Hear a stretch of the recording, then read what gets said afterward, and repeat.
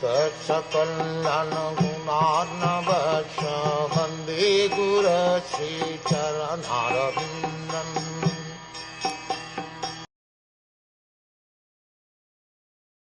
After Vidhura ate sumptuously and took sufficient rest, he was comfortably seated.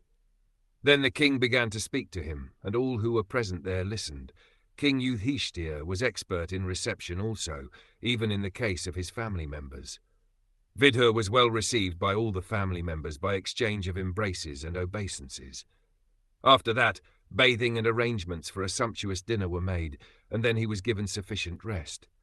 After finishing his rest, he was offered a comfortable place to sit, and then the king began to talk about all happenings, both family and otherwise. That is the proper way to receive a beloved friend, or even an enemy. According to Indian moral codes, even an enemy received at home should be so well received that he will not feel any fearful situation. An enemy is always afraid of his enemy, but this should not be so when he is received at home by his enemy.